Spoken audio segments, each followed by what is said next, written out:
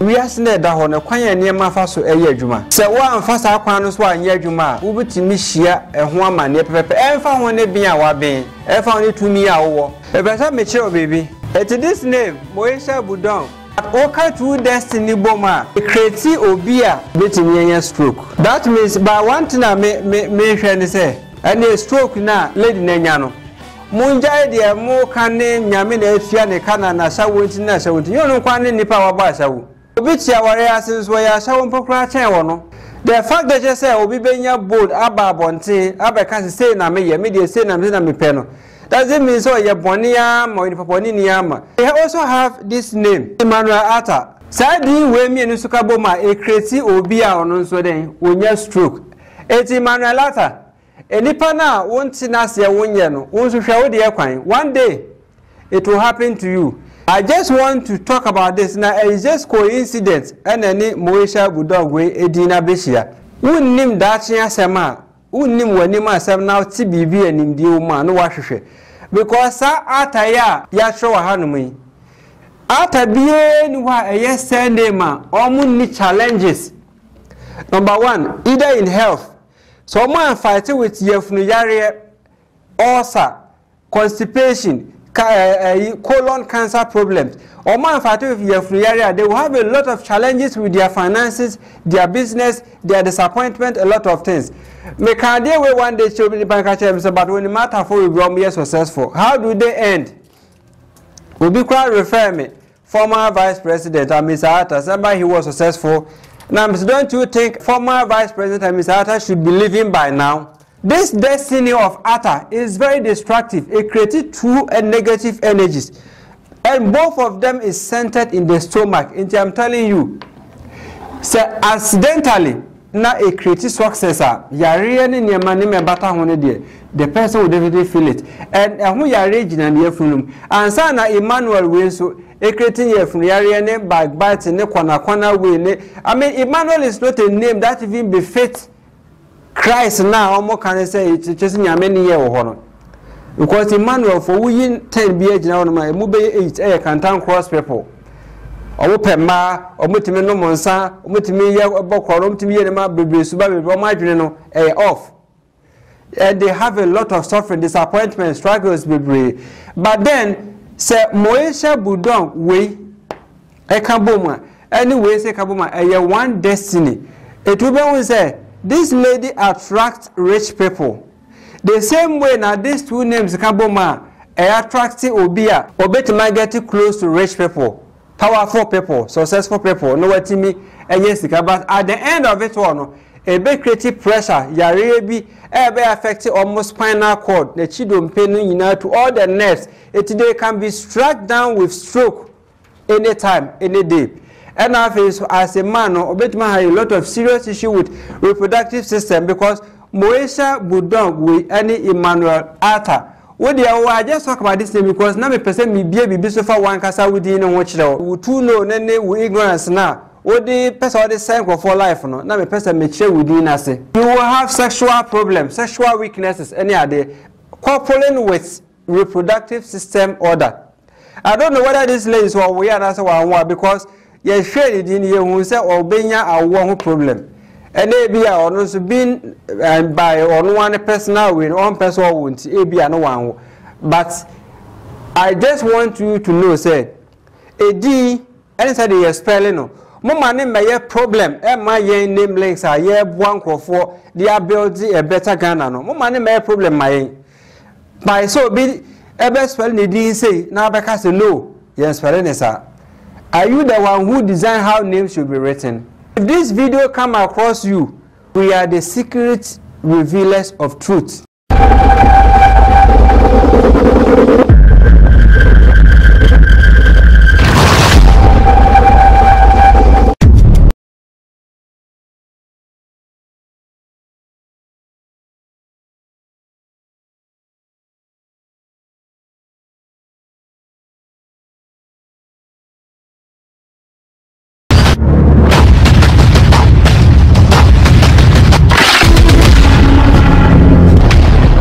Okay, Busian 4 and also Yama Kwaba Eba Expand 1 TV.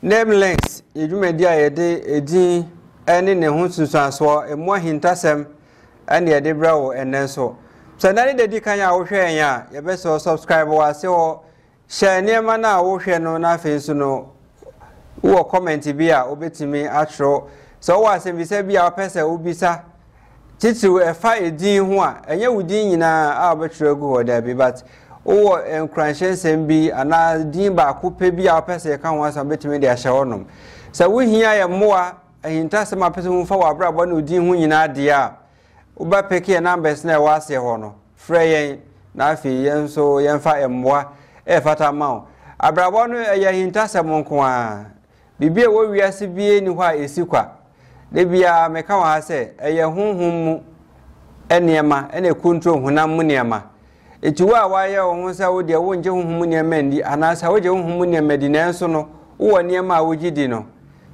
brand dura reality na kasankasa wo catch up na ebehu baabi a eniema ne efri se nan de di kan ya ye fra me Johnny enti no wo hwe yen a de me pesa wo hye ne so ne se ha eye behintasem a efa yendin eho eye nipa din kwan ho asem ne ye kan se wo hwe na pese wo bi adwuma edin a de beto adwuma no so e wo tumi kese pa se winimo sa wo gidi ana wo ngindi edin a de beto adwuma ewo tumi kese wa adwuma no so ena afi so se bia wa wo ba obanya ana se de meka na obatan bia pese ne banyini beye ni papa obatan bia pese ne banyini beye obi a emfaso wo no so owo substance na otimi ebobrapa emo abra ono so abo akokora na sa abrewa no wanyam mfaso na enso de be nesi yebetimi awo mombe yin na afi oba ne ntikwa wuntimi nnafie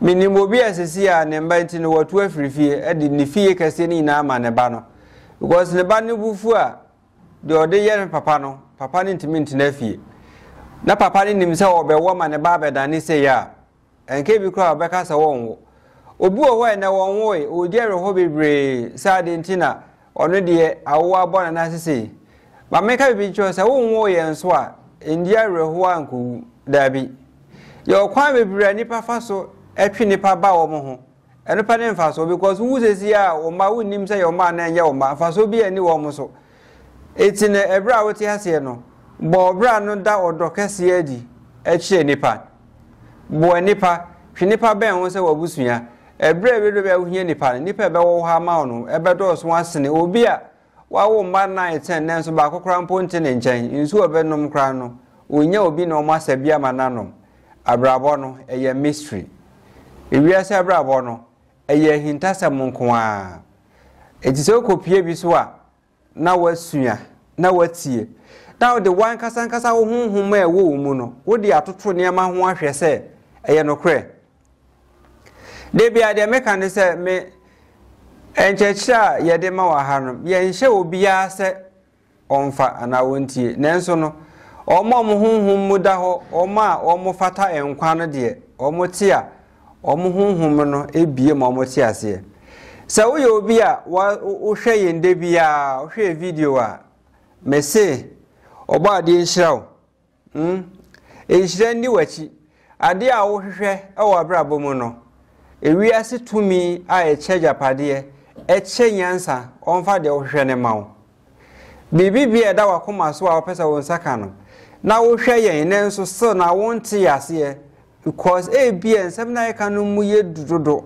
ana se ebi luku real se bia na happen sa ana bia yankopon tumi ebetimi a cancel ni ma bia yeka no me stress nyantiase a emudo wunya santiase na ubehu nyame kro na udi nachi no Christopher nkremofo esom bebre edi nyame bi achi som no mu nim nyame kro no mposa de ote ahonhom ne tumi bebre ne di wiase ne so eyi wo mu ho adi wo kwa bebre so kire nipa nenso wo mu nim ba bi mpa sa honhom no kwan mfa so eye o madwuma ya build it down honhom ne nyina adwuma into a certain system ai tumi de kire se kwan mfa so ye adwuma wo abra aboso etisa wo kan ye ho ha wo hwe yen a obo ade hirawo na de wo hwehwe no o ma wakoma so ade no wo nsa entumi nka Afe so wo hwe ye no wasesa odin ya saudin amawa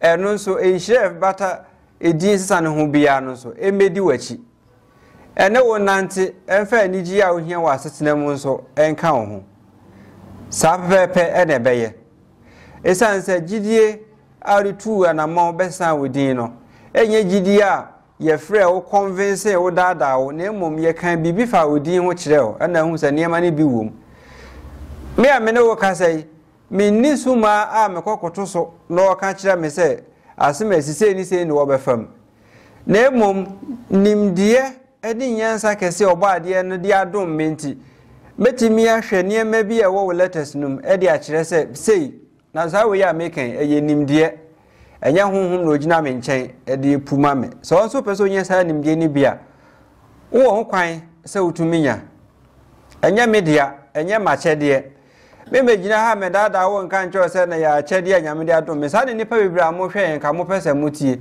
sa asɛm na nkofo ka kyerɛ mo no ɛno ntina mo hawo ne mo brɛ mo amane ne solution mo hwɛ ne enko da no because nipa ne sinya me de ka kyerɛ me wa me ka kyerɛ se nyame mfrɛ obi an kasa nkyerɛ obi a on kasa nkyerɛ obi a okwan bi se me ma ko kasa kyerɛ Ghana for no mo eti America no mo eti other countries no omo enko ka asɛm ko ne nkyerɛ hefo omo nso bi fro nka asɛm fro nkyerɛ wo mo ana eti ne se mutie do kra mo mfa na Ghana fo mo ye nipa bi a no kra pa de no kra de mo mpa bi kete kra ade a ye ka wa hanu mu ene ye bai ene mayi magical tricks a kyerɛw of course mo na we bra metima ye magical trick wa hanu ma wan hwe ye hu a wo ye mbehyew krampo ma me but is a trick a lie na being a spiritual man na so bi a me ne hunhum makwanya metumi a kyerɛ consequence ade de me ye de dada wa ebeto menti ne menye enkofa how be meto me ho so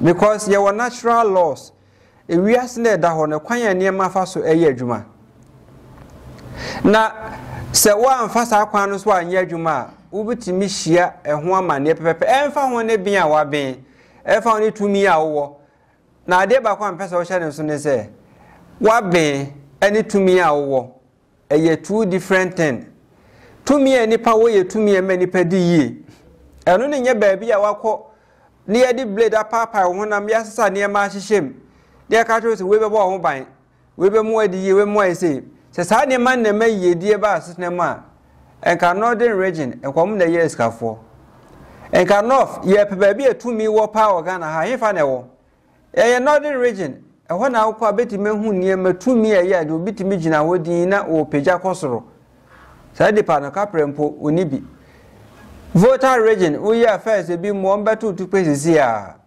wole ne wadwumam o ko anim gya no o ko ne kroma ba o ba akonya betena so a obubu agudem emre bi atwam na esi pa ba sese o mo kra hu se mfa so bi ani so wo se wunua there's no achievement in bibia wo ye dia say nipa there's nothing no benefits e wa de bia wa ya ne purpose ne se ma wunua hunhuma ba foma na wo de se wunua nipa rather no sa de ne betua wan kasa woka etimpepi no oma eye sa enro eye power etumi bi no eye oma wie ye kopie sen ebe wiase no o they die miserably oma wie ne be ye bibia eye yapa etie wiase we no de bia meka se wo popie nimde so a no watie bi na ya na duru ba bia de yapa ne se obi a oni nimde ho hwe on main interest bia na wo ye one track minded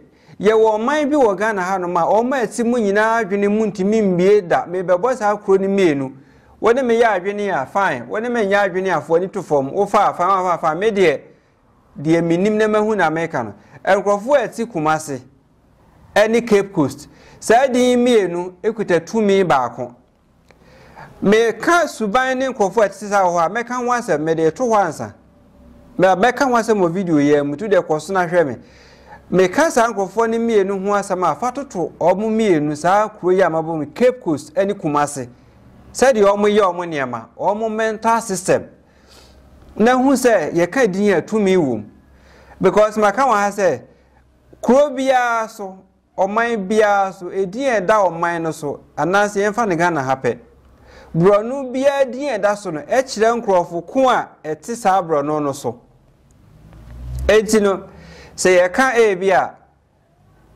Kumasi bia ye ka Ashtown for yenim Ashtown for suban omoda nadi ananse bia ye ka Santas ye wo suban bia particular suban bia Santas for pa na da suban nadi ne wo kwada so bia wa wonim Kumasi ye pa wonim se kwada so boys ye wo suban bia omowo uko wi ade oho ye ne mabi wan hwe ya before be pie na ya ben no ya show dada that same ade na enkoso ba bebre sa na wo ba kran so a ye wo ba bi ti se nima ebo nima obi a hwe kwan se nima fo osuban bi omani so ye hyededo omo pentokwa wo ye obeyese wo ye obeyese eti na ebeye efe kura mpoma obi ti mika se mimi fri nima na eden Oni obi kasa na oye meme nima boy na se opese o kire se ye hode entokwa nko a ne yeko eti no ono ntokwa anye na ya na se obepira ana obeye obibi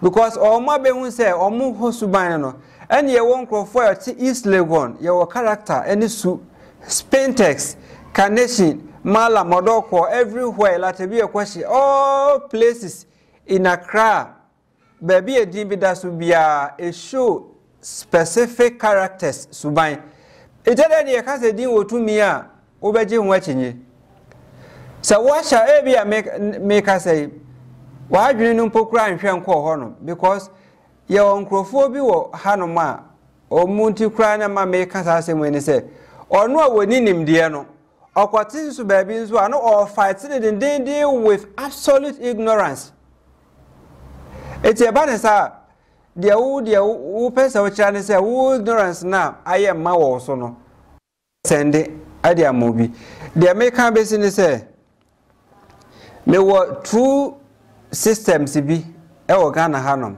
na ahwefo mesremo ebra me bi sasam no wo ho muaya fa share comment section ho no mame ansa na me bi sasa ma asem ma to aso no me pese me di edin a na ebe ka ho asem e wo video yi mu etudwa na wo sa names na wo be hu wo screen no so me bobodin no one by one na me de matters arising sembia e koso e wo Ghana hanom ebi mu din ni ade ye name links de ye si bibi afridin mu eti de ebeto obi bia yetimi hwe ehu se afridin mu ana because the din na ya honhom ene yetumi a elidi enipa ede ko baabi se de wo dwen me de me se me tinka se me feel say bibia originate from the name o person hwe yankopon free within mu because Bible can say yankopon ben nipa bi asem from aye home no na what you say Udi is attached to your soul, your spirit. Ene honhom ene nam. Eti ne yebo udi na wa hu nipa obo udi na wuntimi nkoda gisa wo twen kosi se wo be hu nipa no. Ana beti magina wa atwa wo ho saa because nipa na twen sunsum ne back. Wa fra wo se gina ho, wonso a wo hu no. That is the power. Eti ne din a yebeka ho asem no hye no so pa. First name Nana Yaw. Lucy, Odate, Roberta, Barbara, Amanda, Chirema, Asamani, Solo, Yaya, Goodwill, Moesha. Because of this Moesha way issues that trending as true catching the out the didn't be share because honestly didn't follow under this name. We have Coco, Podo, Rosalie, Agamba, Brooke, Jomo, Ena Sachiyama. Enti ediya meka ho asemni. Enti no wo hwe kakra wo skin so na afei me de enne asempa me pese me address na me ni pasha no so no tudwa ene se ye wo mra bi wo Ghana hanom a kire se obi esesa ne din a wadin from so ana mesero sa wo hwe na wo sa asem hu muaya e bia minnim wo Ghana mrem sesa neti ba so nim ne sa be fasha comment section honum se bia ane da bi na say no crans no nim baby what we your constitution no ma ko tuma me say mra bi wo Ghana kire say obi ni ho rights so asane din ana me de minim say there bi ntesa e wo Ghana ha ye wo no obi a wo rights to change their name, whether through marriage or through any means, any no form of understanding. You have the right to change your name. But the media say, is there another body, an individual person? Or no so, or better mark say, though. What's the sound with him? Because your name system, a first one, and any past Sunday. Before so best Sunday, you were Ghana, no. Any partner best way affidavit from a competent jurisdiction of a court our Ghana Hanum into affidavit now. Ya trust from the Superior Court of Justice. Sample ni ya the battle screen no so now washe. It content now see in the Superior Court of Judicature, in the High Court of Justice, Accra, Ghana. That was not Statutory Declaration Act number this and this. Emramuno, who swear court say ma kwan say oh san udin watch say enye boni bi ne wakodi na o say din no. So this is affidavit with an official seal from the court. Ya ye we ma wa afi na we de sa de no ekọ aban ankasa nso biro no so beji ade na tum no wa publish say afi udin na wasesa no oman ni nyina giatum say ampa udin we na afi free na ekofa ye adwuma eye gazette etu document that awo ene o bank details wutime de we en esesa gazette to say enete eye whole book no de contain ne say enipa asesa omudin this particular year ni nyina afiwe ni nyina ne month ni ade nyina ye tro obia din eni din a osesa ni ade wom enti we nya ade a obi timi photocopy say ye ma asori bi minister bi kwan se wo nhira ware so a o say gazette no wa ha enye sa obi akentimi nkogina so wo nhira ware so bibibia even see to abayi o mampani krampo a before say o mampani no ebetimi abetna adwaso no ye gazette no e de kire say ampa o man ni wiase na aginatum say ye ma obi nya sa ne man krata mienu we wo Ghana ha no ma de miminim ne say e kire say nipa no o ye qualified say wo san din o di sa document we ko ba bia kwasesa ne din dada no etufoforo no but ubetimi akwa to officer bi what one na adwini nyina da ada se nkuto na onsua ade bia no nima hinta se onsua hwe nti obi sa se ada na sa udi na ye mistake kwa ka se bia mahu edin no hu sunsuaso mempe ana se meti medina se mempe di masa ni din a ukoso ba family pan se menye adentia na ya mu ya muni amasa de ntia sa de we me kan wa asem ne se akwa bi we Kumasi a oye Ghana card oye officer oye friend no Emmanuel Atta ni din na na ya wo wudin na machirem se wa adwene no mu ato na ada na wo de ye we say Bible na okay kan anuam na intasem wa you don't have any right wo de be sna obi nso ade o pesa wa yeso in the name of me yema I don't know obi the gazette with a sworn affidavit wakantam atoso na aban na agiatum siasa ne diama no emfie mienu miense atwam na obeji or de bechenji new Ghana kada wo se wonye ma no. Who are you? If you are ignorant and you want to die in your ignorance, wakasa within Emmanuel latter house no maybe cheche mu nyina wa hanom maybe mo who you are. The dine be yare be bo so that un shaka video in our sha. Next time, no, you will not use your myopic, ignorant mind to take people's destiny away. Do you know, say, one yes, I did no, nipa no were right to do it. I don't know, crowd over they do it for you. But some places, which I will later explain. How things works in Ghana is very bad. enipa bi mo hye da bu wo mani was from their own peculiar primitive interest. Ana ye mo say Bible no a wo kan no obia ye Christiani ana. The laws of Ghana nation say everybody has a right to their own life, their own decision. The only thing you don't have right is to have the right to take your own life. And if I will try to take your life, you will be held responsible. But you need to take life no wood and you've taken it after you have dead body in your way. But you, the individual now, any partner pass through the legally constituted laws now.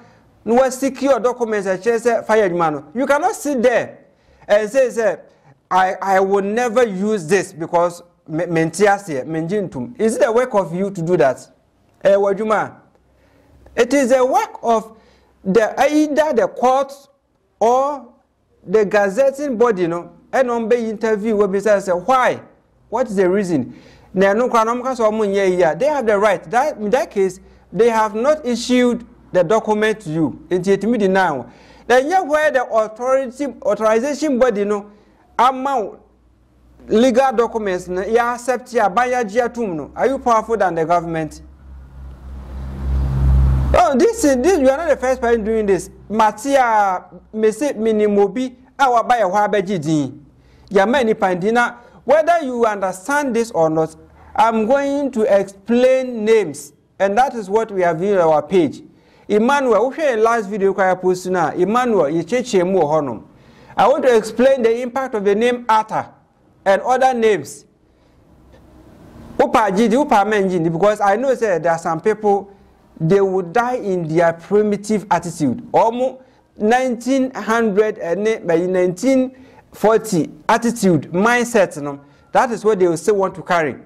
And if be a on pensa cry on a life, on person was a son arguing. On person or share what is coming. A coming wa. A can depend by your case, the deal will impact now is also. Then tell me more. Midi Manuel said the same. Then the person will tell you something. One can be crying your cry. Or better link you to our videos. You can watch within impact or who we are not the ecano. You ignore it. But don't use your own parochial, myopic mind, your myopic mind now.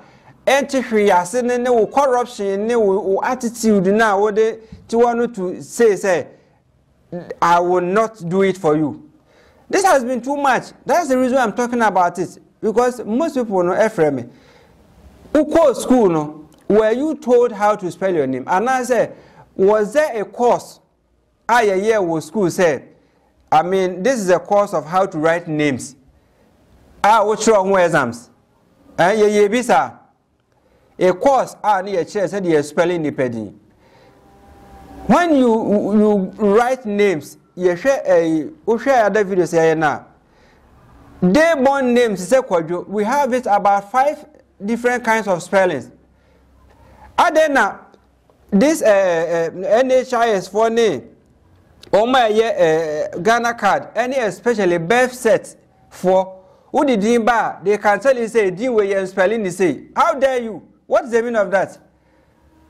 Your spelling the say no, is there any law? Is there any law in Ghana that shows say Kofi it should definitely be KOFI? Is there any law? Why would you cry who parents struggle yadom can let us boom?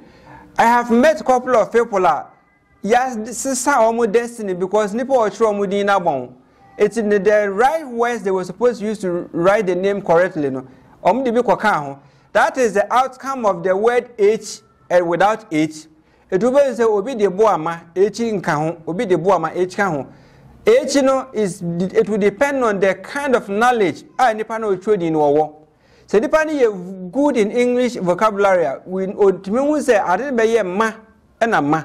It's when the hyphen goes high and the emphasis H in kahon. When it is low, ye H in frame. And no crown as our concept naira. And so people doesn't even know how to write names. But here on this platform, we are now educating people. And this education is far bigger. And it is the entirety of your whole life. wa braba ukita yare a obefam wa mane wa dwuma ubi bia finally yare e be gbo wa to hokra. It is even in your name Emmanuel Latan. If you don't even know, there's one funny thing I'll reveal about this name later, because I will explain this name on the blackboard. The cupboard knows I will explain it. But I want you to share this video until whoever that is concerned to know, say, this life is not about you trying to dominate. That is the reason why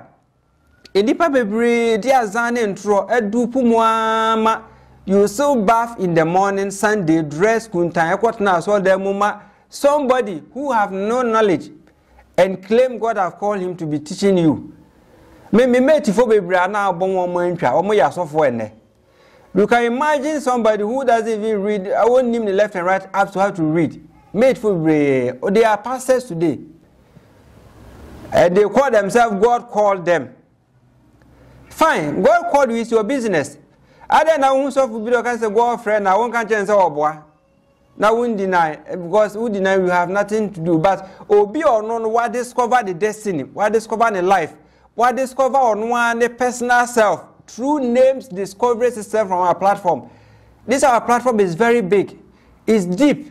As my kawahano, senipa baako ne tie kura mupona, we are making a very big impact, because if we're able to change enipa minukra life, ni free we are here.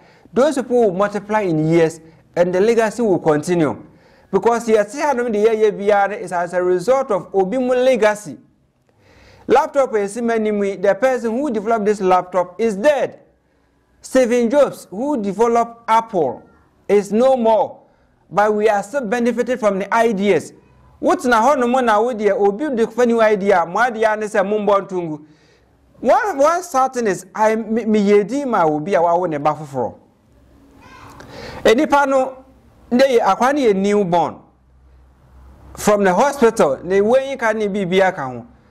The person writing him says, "How do we spelling is say internet? I will not write it." What? I don't like. It sounds funny. I don't get it. Oh, fan friend, like one sure because and you say tell me the school I'll call the course of how to write names. Tell me. You better match in different war Ashanti region. That same name, no, you better match in different in central region. That same name can be written different. It's who are you to determine how to write names? You don't even know where you stand spiritually. Who name the idea when name watching? Who name the one name? May I know what's ahead of me? Even till I will die, I know every step what's ahead of me.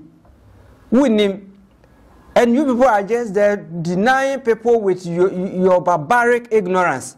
Because what now so them will be can book be obi tro to go baby. I kwasa do what trashes money is book I troko to go here. If you don't know the original Bible, let me show you. It's a garbage of writings from people to go here. And it was all guarded. Sister boy no. People decided to say, ye moving showman nipa, nembe guide the menipa. And some of these books was selected. And ye did develop this book nema was one chinchina, saying yamiasam ni yamiasamono. And yamiasam, I don't have problem with you taking your yamiasam. But say we officer of the Republic. Yet what was say do your work. Do not use extra part that belongs to you. Because if you do not do this thing for the person, if you come across this my video, I'm telling you there's doom for you. Naturally, you are putting yourself in a doom because whatever it will work. You can choose to say whatever concept you would like to yourself. Believe it or not. Life is not just about belief. It's about believer. And Kayebu baby said, if wishes were horses, beggars would have been riding. And beggars and be riding horses. It's whether you believe it or not, it's your own business. But then your belief doesn't change anything logical. It's I don't believe so, but why would your belief be? So you just have to go according to things. Because Africa, no, you just get it. Up to now, no, I understand the fact that we are still in the slavery system. I know, which I will come there. It's the American organization bodies are more mandated to do legal stuffs, change of names, a pass through process. The details are. You have no right to deny Mr. Wontiasi. Are you the one who give birth to the person? You have no right. Meanwhile, you are sitting on the time bomb. You don't even know your fate. Most Emmanuels tend to be pastors, but they are something else. Watch our Emmanuel video, Natural Musubai, how most of them struggle with sicknesses. Kind of azanic and town cross lifestyle, baby. Humanizing and a whole lot. Financial difficulties, problems, and whatever. If the one who managed to be successful can never escape sicknesses. Severe ones, hypertension, diabetes, liver problems, hepatitis A, B, C, and D. All these are attached to the name Emmanuel. It will be by sign destiny. I was a won't say it. One year, man. Because you are sitting there. Tomorrow you will not be there. Won't not honor. Then you will still come back and say yes. But the person who came now 1 year, he will still be there. Nobody will live forever. But I'm telling you, there is an age that is ripe for someone to die. At least we presume from your 90s, 100s, you can leave this earth. After the body is now weak. That is where we say go and rest. And that's the better rest. Also and then one thing I also want to address, say, who share videos now who difficulty in adjusting to how to change your name, and I say because we didn't want my share impact now. What believe say impact no, it is true, it is happening to you. Changing it now will say a problem. You cannot change it. Does that mean say why you're ready to face all the consequences ahead? Don't be like my father, who said, "My mom, this my personal story, kakra. We was born many we no fully Kumasi. We grew up there, school over there, whatever, before we came to Accra and other stuff. It's the papa move right from Kumasi back to Yekrum, the central region. Ena oba no nebusuan for welcome so why fine what question match to bata and what be fear dia. And as I said that way, papa wants some family no more very big land.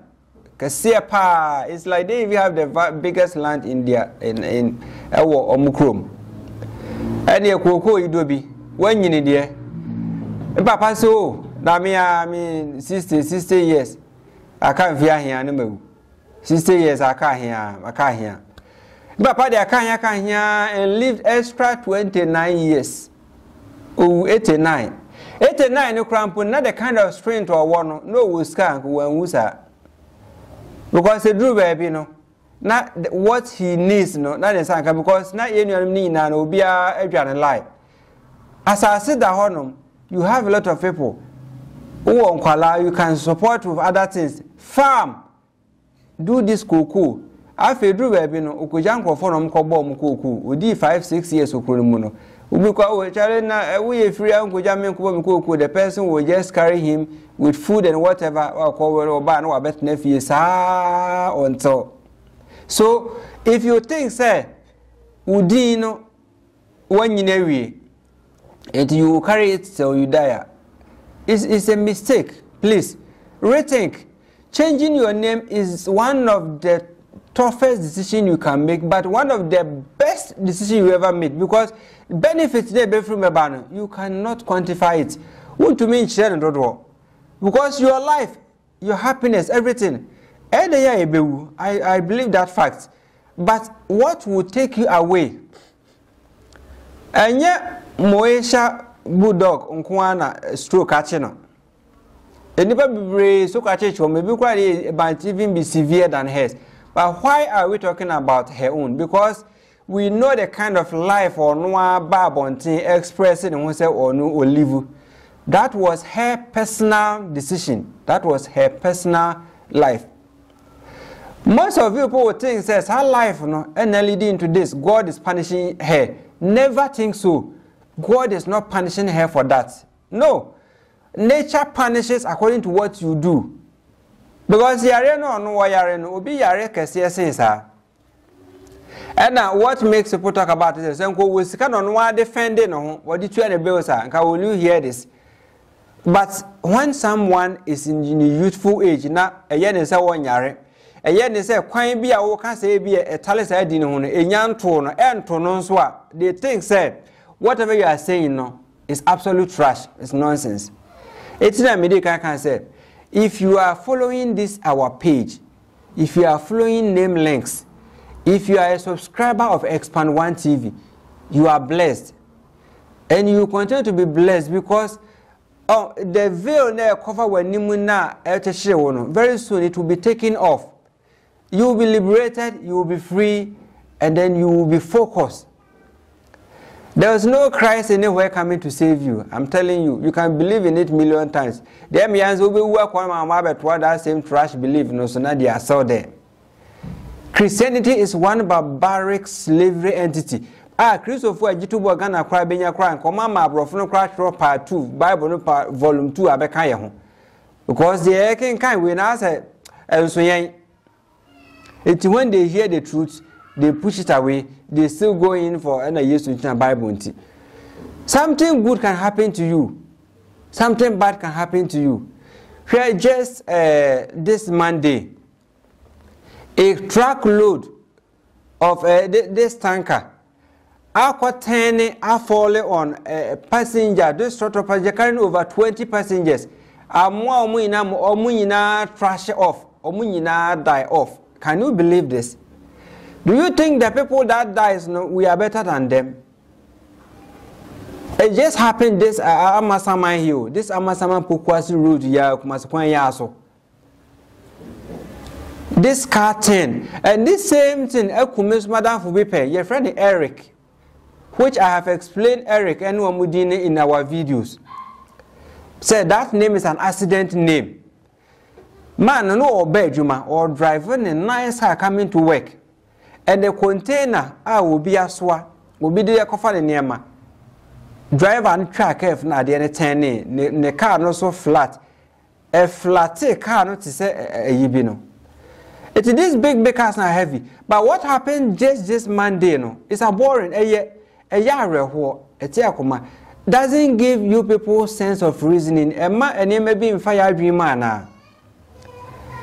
And when these things happen, you realize they will be suffering because they have to pass through a whole lot of these things before survival. Ebianka with ye footwork to be an answer with the aquanchinians and be out see the Wahaye Juma. You would have escaped that and live long and die. A woman say, we long live. And I say, long life is not something and the church say life is enjoyable. No. But then your life has to be meaningful. I will say we live to a fulfillment. Ubangu say these things are a tutu nipa about a sign we yes Say obeti enka there is a way you can avoid it. See a show dima on accident woman you can't just say because I want to say she knew a bit my own a home never drive and a do call a doba and leading to near my way and you might feel say oh you okay. Enipaya no mutu kwanya kaya kwa dania show almost ama omunyine wi. I mean, what now here see na how will you feel? O sister wom, o mami wom, o papa wom, o bra wom. Said your woman one na hwewa. And this thing just the fault of one of the drivers who either said tanker driver no a very bad day and then say was driver that day.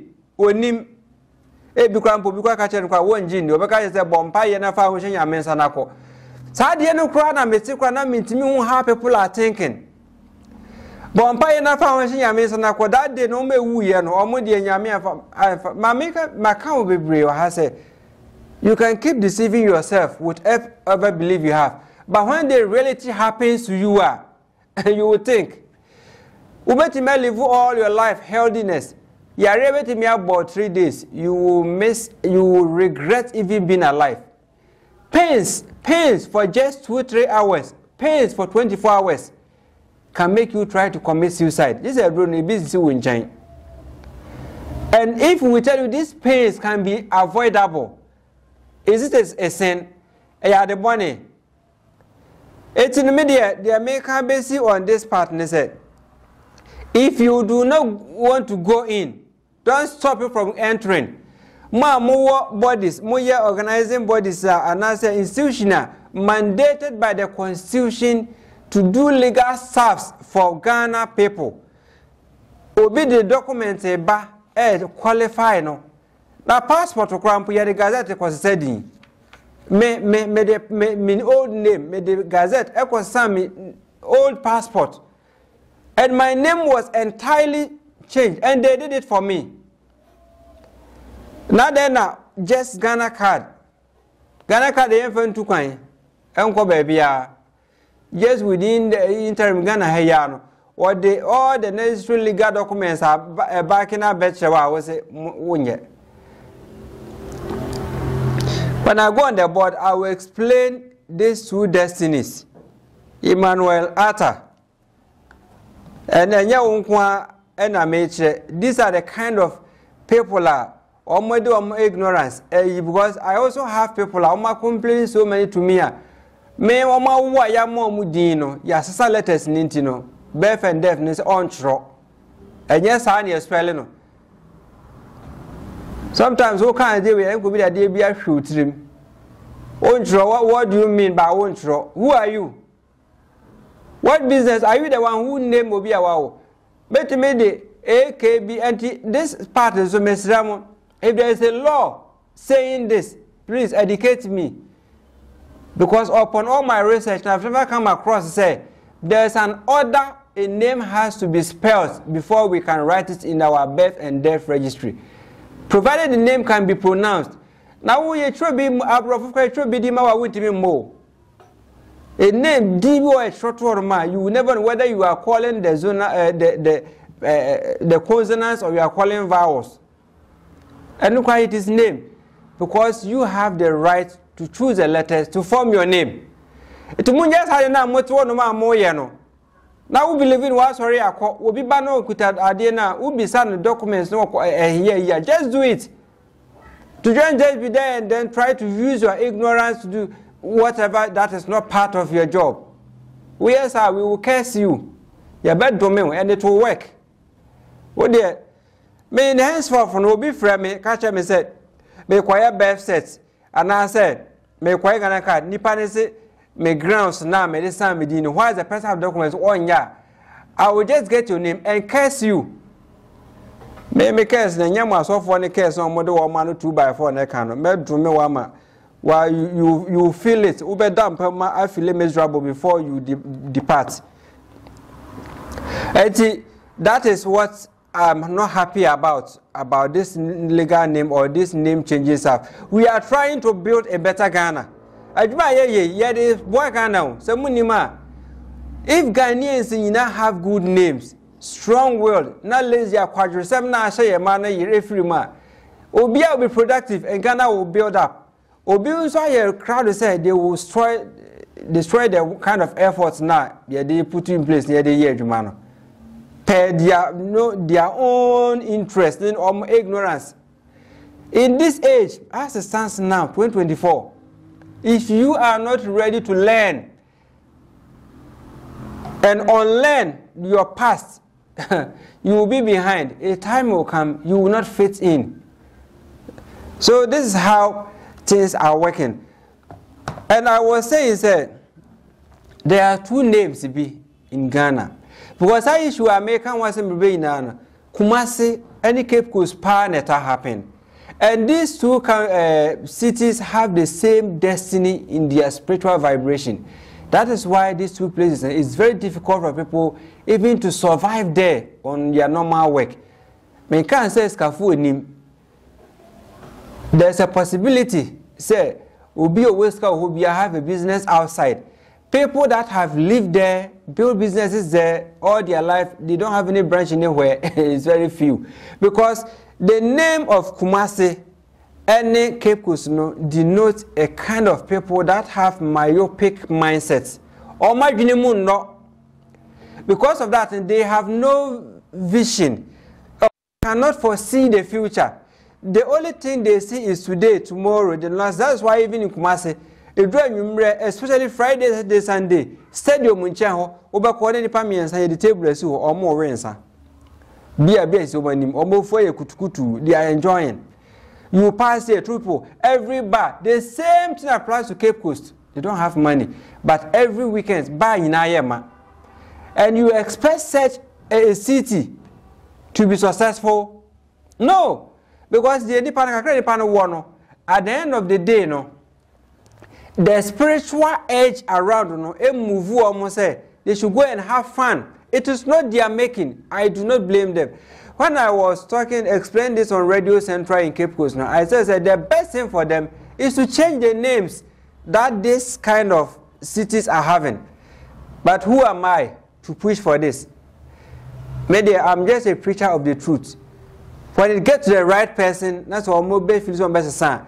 There will be a drastic change in the attitude of people living there. And as I'm telling you, there's a lot of people from Cape Coast forcing me to do some things for them to better their life, but per their names and where they are. And one thing, Grandpa say, they are not even ready to change their name because all my parents penny.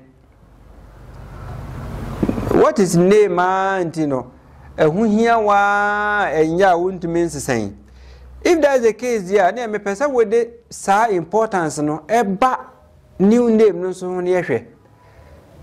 Now sometimes I wonder, say, obi a wonum nsuo ensuo etene wanuma for 40 years. So obi be catch that we say nsuo will be the poison agum. Nti afi wonum abewu a will you continue drinking it? I'm just asking more. Say, Moesha video na yekasa mudino monsesa you have the means to change, but so now mose the modru idea. Modru here. How old are you? Are you 100 years? We 100 years metewasi, leave it like that because very soon yebeba abeja okwan. But is that the years you are? Are you 50? Are you 60? Are you 70? You can still change even in 70. Because even if you are going to live for 90 years, 95, 100 and die, that's just 20 years difference. It's going to make a lot of changes in your life. You are going to live a happy and fulfilled life, even without money. Your system will just refine themselves and you live a happy life. It means you have time, watch our videos, take the initiative. If it requires something, change it. And you will see the impact. The implication is there. You will see the way of the spirit. Oh, media nkwalani here. No be crampo no ehwe or no one san embarrass sumpa won see na adwene because onim say Christ and a bibia na dia with all Christ, with Christ everything. It is just funny with this your Christ offs. People have just been enslaving through Christianity, through Christ BNT or Besanyamba.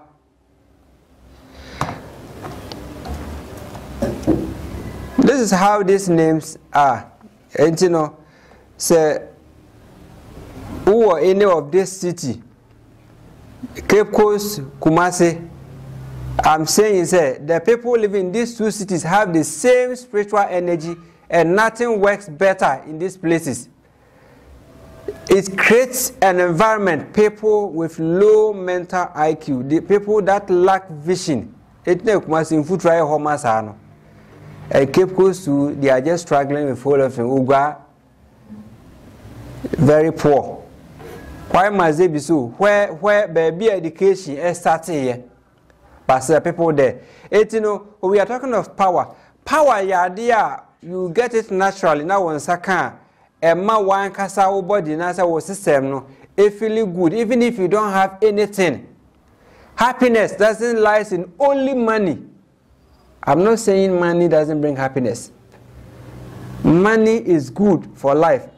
But we have people with plenty of this money and they even regret living. Because at the end of the day, I know different kinds of best work in 7 months and 1 minute.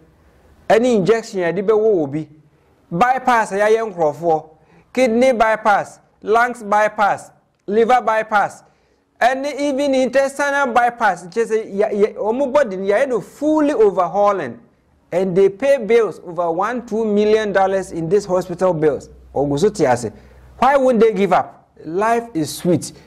If we are to tell them, say, do this and you have a better life, maybe that person wouldn't have listened. Too far away, Muina, Adriana, because they would be more than Yajano. What is sent to you have to abstain from it. Also, because you're too young. We are giving real knowledge here. This is a spiritual platform. This is a spiritual philosophy platform. Whatever we say here, we can bet our life on it. Say it will work. It works the same way. We don't care about believing your ignorance. No. This is my last message to Moa. If any of you come across our video, you can choose to take it or not. But me, dear, as the spiritual leader of this kind of group, Obika Sheme said, you don't have the right to deny the person. Now, yes, sir, we will curse you. Yes. We will get your name and curse you. And you will never know where the curse is coming from. Oh, slavery na ye wo mu Ghana no. Eno na mo pese toaswa ma. Let me tell you what a good name can do for you. With a good name, you can dodge any kind of epidemic or this pandemic size. Because coronavirus here by some people were even exposed, people who have it, but still they didn't contract it. Obi a born who up to know because you nose mask or you're healthy still. What are you preventing? Do you think say you're ready to buy a there's one thing that struck this kind of virology sickness and other things. Fear. You can contract it. The only thing that can give you courage to withstand this kind of thing is a good name, a powerful name, quality immune system, healthy immune system will prevent you from getting this kind of sicknesses. So if you have a good name, you will be able to survive in most situations. We are shifting into an era, especially Africa. Ghana. We are still under this slavery attack. Obiti mi pie baby, no wanya adom keke e woni panim. Osinyamea. Na ya musa munyame no ye just partial to say dia mo adwene no ye ignorance na sa nyame ne tene wo. God pays according to what you have sown. Wodinu mutumi na da chi na no ho pepepe ne ma na to nyame no te baby no wo hihye nipa to say computer programming or typing in the keys. And Johnny, this is what will happen to you. And then while yes, money now fixed into the spiritual realm. The world and everything is clicking up and down. And that is not how God just move into things and then do things. Since Ghana, the Ghana government has given the U.S. soldiers a military base in Ghana. Now, the kind of under this laws now, American military base no Ghana hana ebeye osere. So won't be America just 2-3 in American military base on base Ghana no.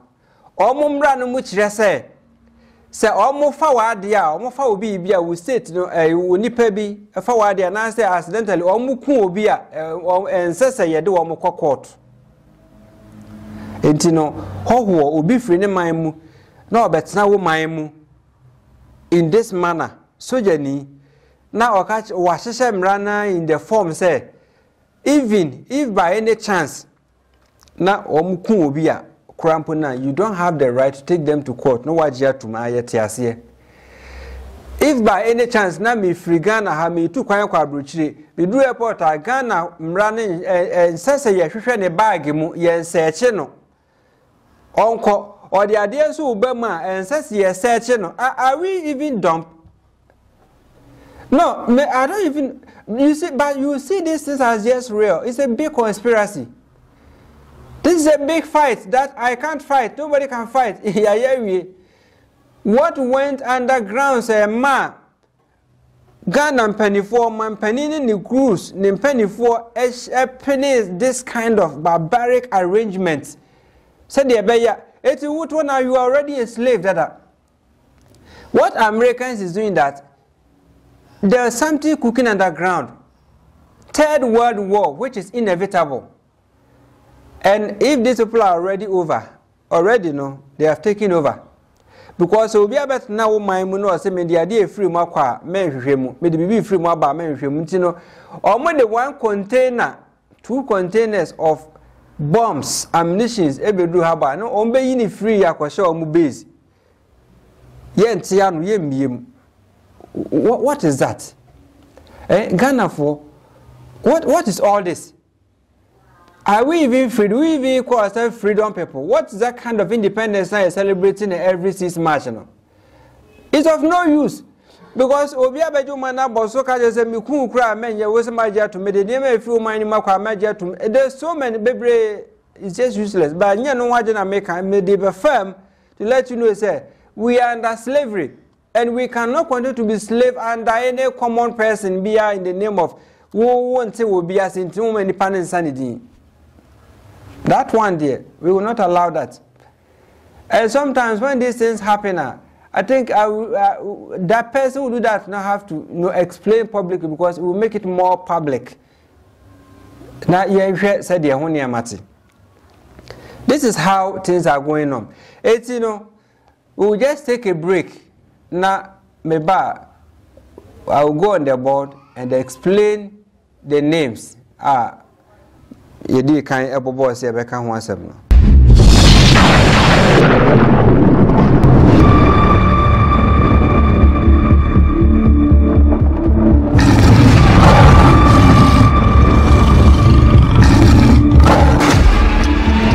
Christians or religion are like slaves that are being controlled by senior slaves. It's like somebody that has been put in prison with the key in his pocket or her pocket that doesn't know whether you have to open the gate and come out or still have to be in for somebody to come and open them. By the time they realize they have the key to elevate themselves, but they will still be locked up in the same cell. That is the reason why most of them are waiting for freedom from going. This is where we call slaves being guided by senior slaves. Search for the truth.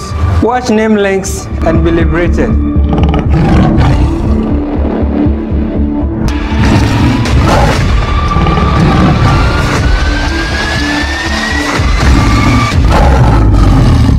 Okay, enti Dina medi kan eka wansam no and the whole screen no enti wo hwe screen so a obehu Nana Yaw, Lucy.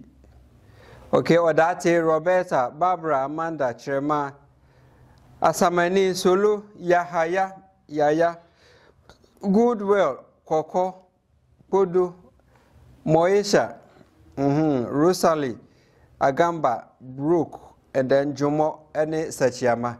These names in our year, America say a year unstable names. Whether it's a surname like maybe the Jomo, the Chirema, the Asamani, Sachiyama, Ana Agamba, Yahaya, Nina, maybe like Odati, a unstable name that causes a lot of marital disappointment and instability.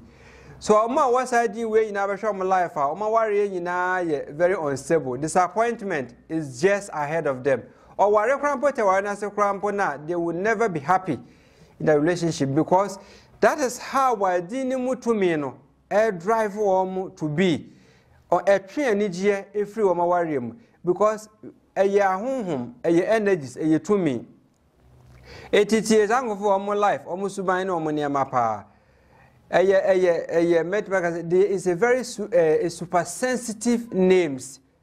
Are there to me show omutimi sumebre omo rate me ho omo ho because they lack a lot of things our monsentiminya etino per nature no they are very inspirational omo per futu sem omo penyamesom omo pa sorry call omo pen I mean very inspirational people and they are very clever and then imaginative omo tie intelligent but not too intelligent. They can be good and sometimes because they have focusing attitude and then lack of focus attitude. And you go say, "Uma na eniyama ayabasa ma womo." They can excel. Or they maybe to say acting, music, drama, composition, and I say most of the time no be conform be part choro pa. So we were such names now or finding themselves in the arts, singing and drumming in your ma. Be natural to the person. Okay, and they have high regard for nature. Ompe natural things. Ompe nyamese, ompe abodi, ompe visiting places, visiting the beach, national parks, baby. You know, nuyane abda niema wa. Emo mu feel natural things no. Omo home ne pese eta wo. Because sometimes they can be alone.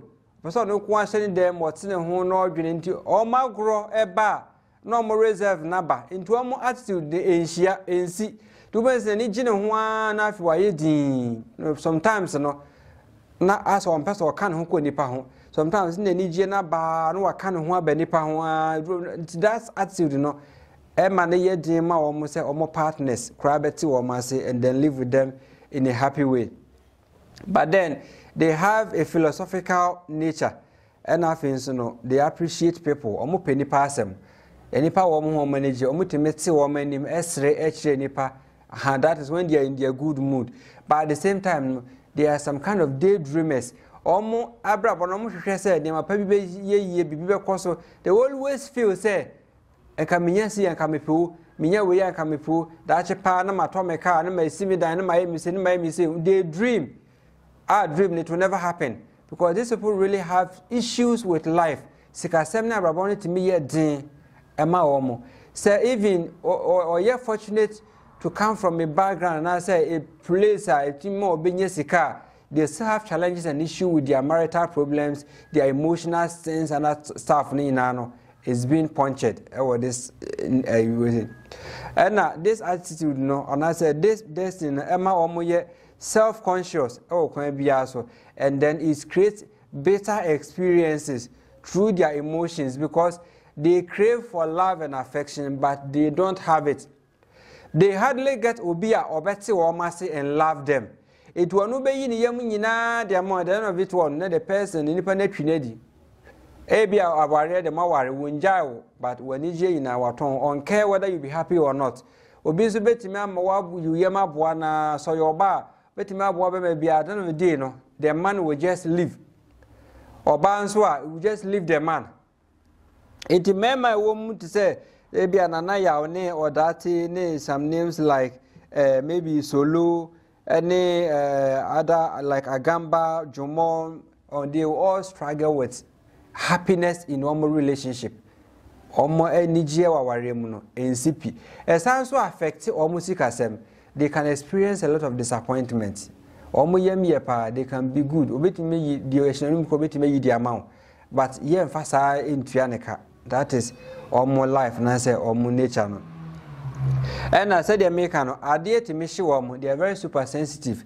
It ade ne she na they have a way to show it up. Mostly they can cry. Today bia reho etisalo oma kumachi. If you have this name you realize say omanije kakra even or srekura pocket the NC na gus rufitano the sadness behind the laugh I reho bitale the serenity because sometimes they get confused and they pick the thought of others and comfort me chiro omadwene na say afa ama omadwene very unstable nti no bi a wote ho a the crofo kan etumi nya na brabo so contents one it's like a nipano is not of him or herself na brabo de betimi affix a design in that way kwan bi so amade bia no na say na adwene ye tanta ohun ade a wonye ohun decision I won't take and they also have this psychic ability quality no obetimi a perceive religious things, spiritual things, deep things, no why dream it, what may be a question. That is why most of these people in an be any part or managing am some more parents, them can or more power, umbepe asorico, and they feel insecure. They be an who say, I say, baby unquay, I say, was thrown on, I saw pen once, the master have to be careful. I say, baby born in BBC. Oh, that kind of negative thought to be near maybe near, I don't know. And this is the kind of thing a also uncontrolled thoughts. At your more margin, they be no margin to Afra, or margin to fry in a lot of ways. Now, you know, they can even be afraid. Or slow cry, pussy, and run margin or bottom. I will not share so. Depending on other names, you know, this can be a very high demanding factor. A bit more affected or more said, you know. And in these high names, and then I've already said, tears comes easily. They are very emotional, and you know. Obi na de na shina be hu se ogina hokwa before be ya when kwan this one e badada nsuo na nim ne kwan na afia se eba this is a kind of negative names ye pese wo hwe ye na wo bia wo be ye free wo so open this idea then be ready for the next party this yare etale honi they have issue with the liver they bia they have dry skin as our phone as in the skin near pale kakra when the body non-wire, on wese be in a way, the body name that's so you don't see the elasticity of any past skin. You see, said they may trim a skin by an corner or no train almost skin as a bit chance because there's pressure in the blood system or bit akumayari on bit liver problem, lungs problem. You can suffer from asthma, hepatitis. Mujamu yare like leukemia and other related kidney problems is attached, and then diabetes and other stuff Nina is attached to because they be a say a DBA home attacking liver no it affects the person to have diabetes because as soon as we liver no best as say a you suffer from malfunction of hyperglycemia, what you call high sugar content. Moja no muina sishene be dosun wom because liver no function into pancreas doesn't work. And nipa brain seems to have this name. Almost a dia no. There's a line of it attached to liver. I mean, it's something I was say, oh shey, oh ye follower, ye pewasem. Take whatever we are saying seriously. This is not about nyame matter. Say yeah said yeah can once have no credit but nyamba won pay. Don't even waste time watching because go to God so that God will come down and then heal you. Then you give more money to doctors to consume. That's all. It's these are the kind of names that cause a lot of fevers, typhoid, asthma, arthritis. You see tuberculosis, and then sometimes the fear that comes into their mind, they can feel that they will be getting mad, fear of becoming insanity. And this is very serious. This is how these names are. It is a names on the screen here. This is the attitude. Any yare are a battle. Yes. But there is something I want to explain on the board. It's my mention wadian so ewa hanum. Okay, now make us a mention wadibi. A DB and person channel so purposely from Tama make us a na mention say. Oh say obi anywhere ni din a wo no okọ school ye kire no say ye kire no. It me my example be to say Kofi. Ana obi nso betim ebi de ye say Kofi. Omo nyina originated from Friday born. The same way na offer ebia Kwadwo. We have Kwadwo. Ana yesan so wo Kudwo. Bebre kra ho Kudwo no mu ni ade ina aka ho. Ade a pese ye hya ne so ne say a spellings a individual decision. It's the fact that you say you throw when you be brainy and chess or be not need the new year with different spellings. Overcast on yintum. As someone may come back on every Obia Mamano or de obey.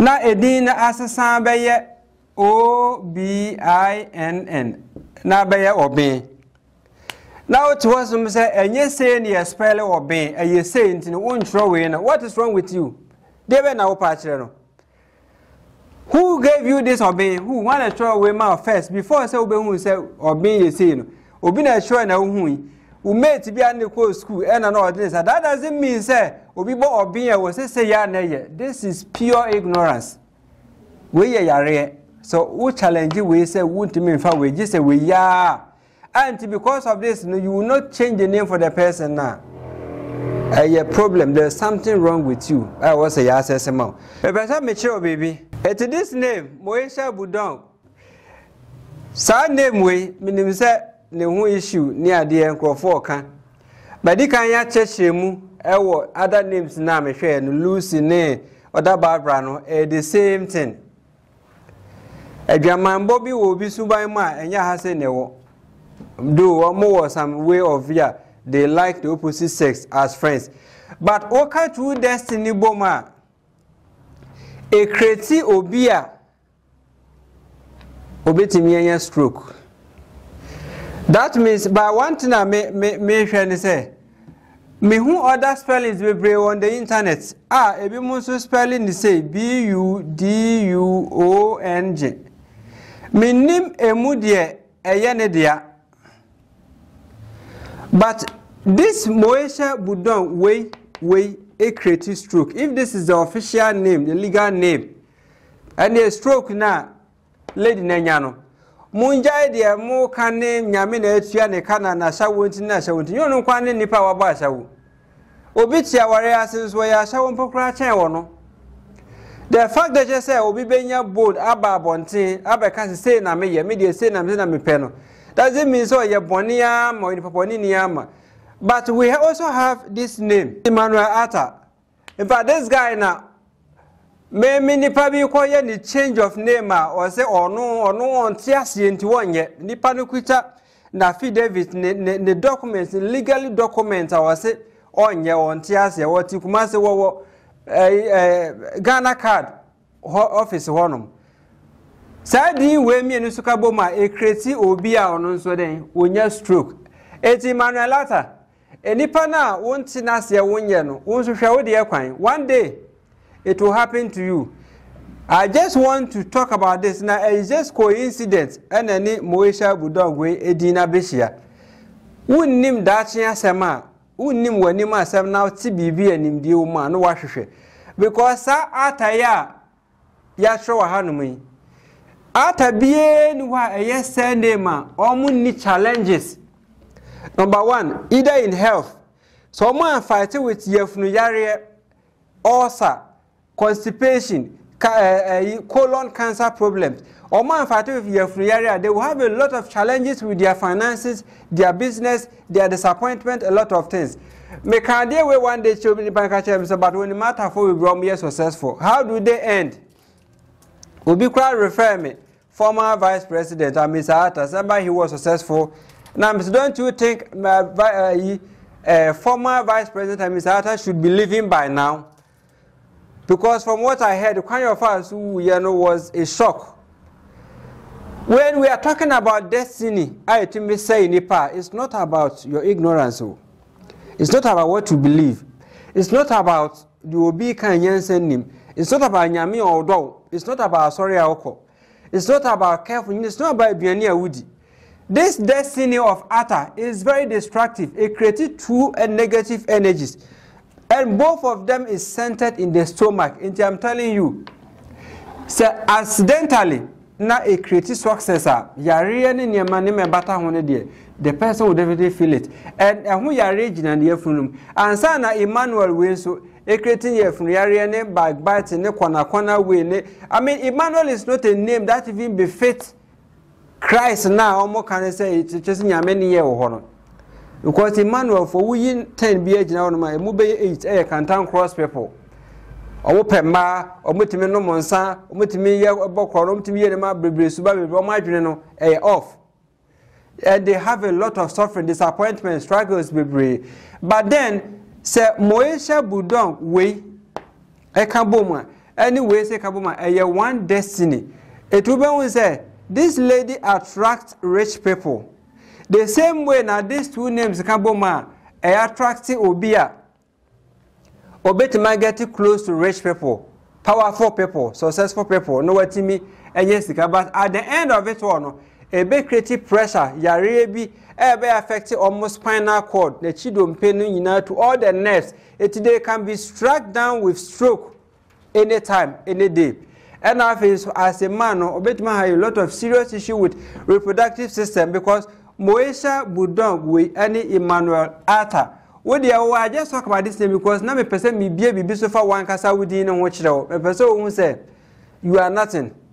You are nobody. We too know nene we ignorance now. What the person the sign for life no. Now me person me share within us. You will have sexual problems, sexual weaknesses any other coupling with reproductive system order. I don't know whether this lady is or we are answer one because you share it in here who say or benya a one problem. And they be also been by on one personal win, one person won't be no one.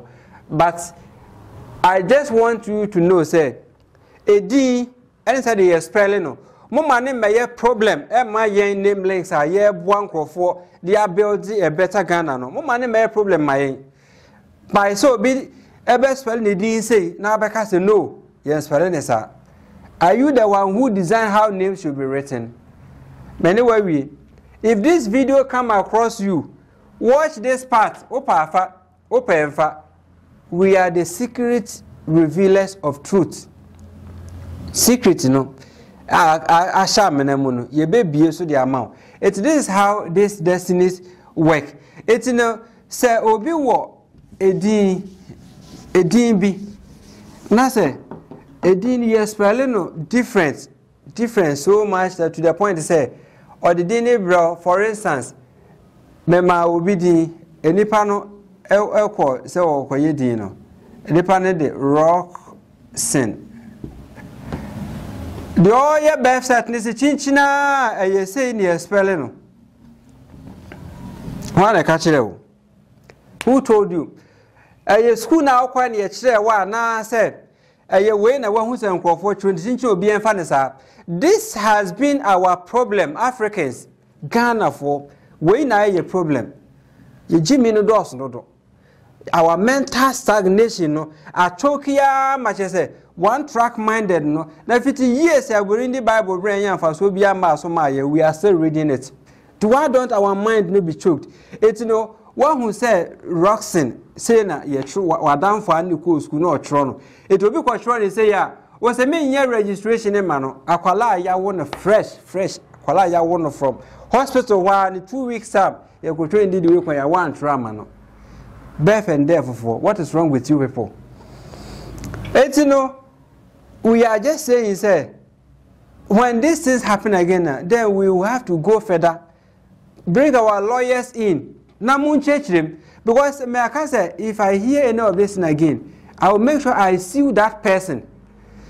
Now I'm back to make sure we say mrebi wo ho e man kwan so wonye sana na said so obi wo mrebi because muntimi say your effort man. Do you know the number of years nipa edia research esua de afefe niamam I try and test yeah ka hu masem hyewa then you want to destroy people's life with your mere ignorance with what sorry be awko with on sanre awo we ma pene usubanya aye basa no o person de control obi de.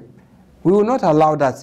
It's you know that is how it is. It is a and then na make us and then they can you should know say here is Expand One TV. You do my name links. We reveal only the truth, the secret about life. What you have to do to make yourself life has been meaningful. That you are living a happy life.